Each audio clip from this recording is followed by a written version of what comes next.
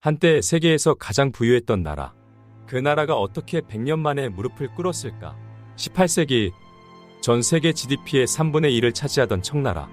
천하의 중심이라 불리던 이 제국이 어째서 서양 열강 앞에 무릎을 꿇고 굴욕의 조약에 서명했을까? 1793년 걸륭제는 영국 사절에게 이렇게 말했다. 우리에겐 너희 물건이 필요 없다. 그러나 50년 뒤 그 황제의 후손은 외국 군함 앞에서 항복을 선언하고 있었다. 그 비극의 시작엔 단 하나의 물질이 있었다. 바로 아편이었다. 19세기 초 영국은 차에 미쳐 있었다. 매년 수천만 파운드의 은이 중국으로 흘러들어갔다.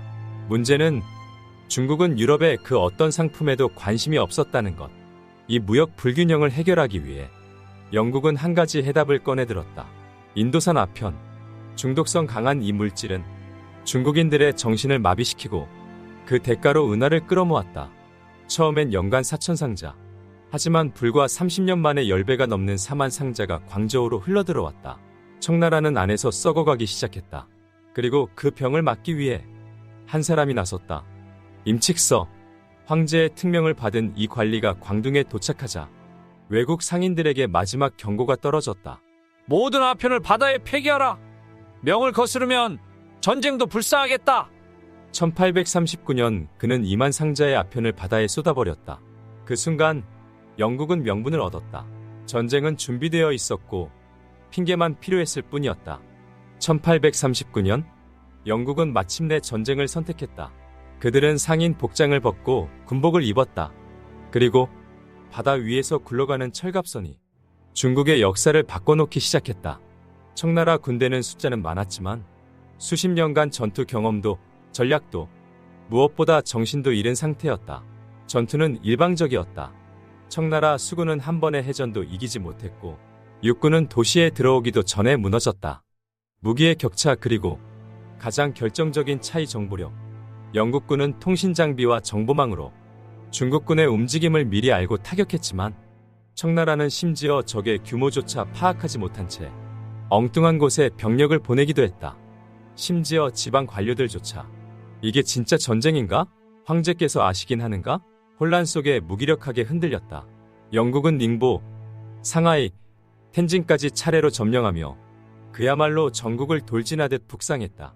그리고 마지막 난징 앞에 섰을 때 청조정은 더는 버틸 수 없었다. 1842년 8월 29일 청나라 대표단은 가장 낮은 자세로 전함에 올랐다. 황제도 없고 군대도 없고 심지어 협상력도 없었다. 이날 서명된 문서 난징 조약은 중국이 근대 세계 체제에 강제로 끌려 들어간 출입증이었다. 하지만 그 문은 앞이 아니라 굴욕과 침탈로 이어지는 뒷문이었다. 홍콩을 영국에 넘기고 5개의 항구를 개방하고 막대한 배상금을 약속했다.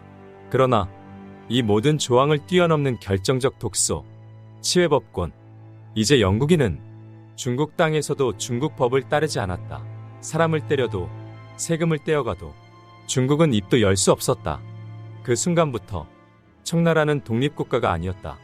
문을 열자마자 그 문으로 다른 열강들이 들이닥쳤다. 영국이 해냈는데 왜 우리는 못하나? 프랑스, 미국, 러시아 다들 줄줄이 나타났다. 중국의 바다는 더 이상 자신들의 바다가 아니었다. 조약은 끝이 아니라 시작이었다. 그리고 이 시작은 앞으로 100년 동안 중국을 갈갈이 찢을 칼날이 되었다. 1842년 굴욕을 안고 끝난 줄 알았던 전쟁. 그러나 10년도 지나지 않아 청나라는 또다시 같은 악몽을 맞이했다. 1856년 에로 사건을 계기로 영국과 프랑스가 연합해 다시 중국을 침공했다. 이번엔 더 노골적이었고 더 잔인했다. 1860년 10월 영불연합군은 베이징 외곽에 도착했다. 그리고 중국 문명의 정수였던 원명원을 불태웠다. 300년간 모아온 보물, 서책, 예술품이 단 하루 만에 불 속에 사라졌다. 우리는 문명을 위한다며 야만을 저질렀다. 빅토르 위고, 프랑스 작가의 절규. 이때 체결된 베이징 조약은 난징보다 더 참혹했다. 더 많은 항구 개방, 더 많은 돈, 그리고 기독교 선교사의 중국 내륙 진출까지 허용됐다. 이제 외세는 항구를 넘어 중국의 심장부까지 들어왔다. 청나라는 더 이상 하나의 나라가 아니었다. 서방의 조각들이 박힌 유리 파편 같은 땅이 되었다. 난징과 베이징 조약 이후 중국은 멈추지 않고 무너졌다.